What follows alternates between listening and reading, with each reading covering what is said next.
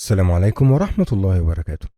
البحار والمحيطات مليانة بكتير من المخلوقات العجيبة والمفترسات المتوحشة، وأكيد لما أقول لك مفترسات المحيط هيجي في عقلك أسماك القرش العملاقة والحيتان القاتلة وغيرهم من الوحوش. إلا إن ضيوف حلقة النهاردة كائنات صغيرة في الحجم ولكنهم وحوش حقيقية هترعبك بجد. أهلا بيكم في معلومة على الماشي. النهاردة هنتكلم عن أصغر وحوش المحيطات.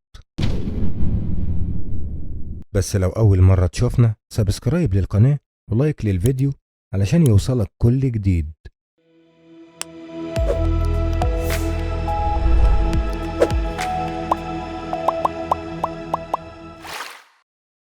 دودة البوبت من أول نظرة ليها هتحس إنك بتشوف كائن أسطوري من عالم آخر. بيعتمد النوع ده من الديدان على نصب كمائن محكمة لضحاياها بدفن جسمها في جحور تحت الرمال والرواسب الناعمة لمسافات ممكن توصل لحد 3 متر، وبمساعدة مستشعرات هوائية بتكون خارجة من جسمها خارج الجحر بترصد أي تحركات لفريسة محتملة، وبعدها تبدأ بصبر وترقب تبين فكها المرعب واللي على هيئة خطاف صلب متشابك وتهجم على الفريسة في جزء من الثانية في مشهد أقرب للخيال، وتسحبها للجحر تحت الرواسب وتاكلها في هدوء. بيعيش النوع ده من الديدان بشكل رئيسي في المحيط الأطلسي، وبتتواجد بأعداد أقل في المحيط الهادي. ممكن يوصل طولها لحد 3 متر، وعرض جسمها من 2 إلى 3 سنتيمتر، ووزنها 450 جرام. سر قوتها في القدرة الهائلة على التخفي تحت الرمال وفكها الخطافي الصلب واللي بتقدر من خلاله على قسم الفريسة إلى نصين.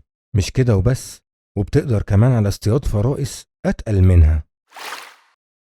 في أكتر من مرة العلماء رصدوا جروح دائرية غريبة على أجسام القروش والدلافين وحتى الحيتان، لدرجة إنهم لقوا الجروح الدائرية دي على حيتان ضخمة زي الحوت الأزرق، وكانت الجروح عميقة جدا لدرجة إنها كانت بتتسبب في موت بعض القروش والدلافين. وبعد الأبحاث والدراسات اتعرف السبب ورا العضات الغريبة دي. ولو دودة البابت اللي اتكلمنا عنها في الأول كانت بالنسبة لك شكلها مرعب، فقرش قطعة الكوكيز شكله هيخليك تتصور إنه مخلوق خيالي خارج من فيلم أسطوري، لكنه في الحقيقة نوع من أنواع القروش صغيرة الحجم، بيتراوح طوله من 42 سنتي إلى 56 سنتي. بيمتلك فك قادر على إحداث عضات دائرية مميتة وبعمق كبير، وبيكون ليه من 35 إلى 37 سن في الصف العلوي من الفك و31 سنة في الصف السفلي.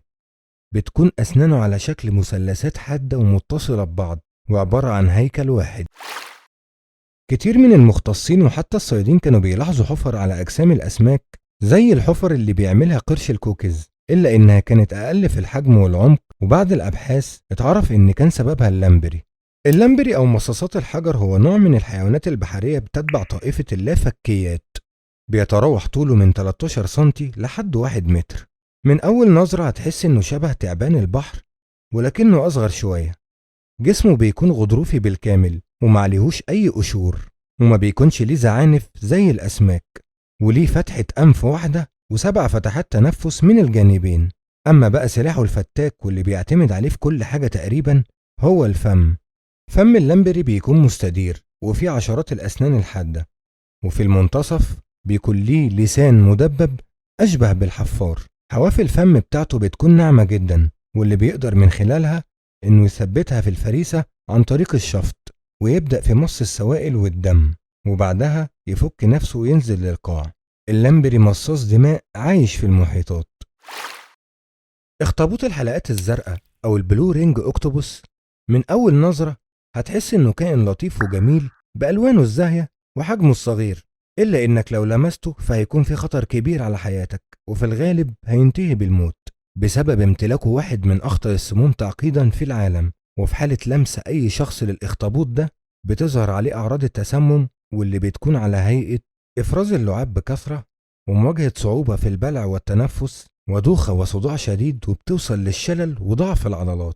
حجم الوحش المرعب ده بيكون من 4 إلى 6 سنتيمترات فقط، وطول الذراع من 7 إلى 10 سنتيمتر. بيعيش النوع ده من الإخطبوطات في المحيط الهادي ومياه جنوب أستراليا والمحيط الهندي.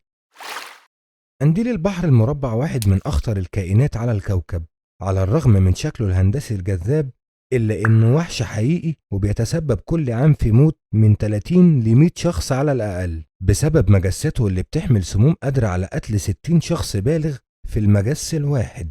بيعيش النوع ده في استراليا وفي المحيط الهادي والهندي، وحجمه بيكون في حجم كرة السلة، وطول مجساته ممكن يوصل لحد 3 متر. على عكس كتير من الأناديل، بيقدر قنديل البحر المربع على السباحة والتجول، وبيعيش لمدة عام واحد فقط وبيتكاثر مرة واحدة. من صفاته اللي بتخليه مرعب إنه فضولي لدرجة كبيرة.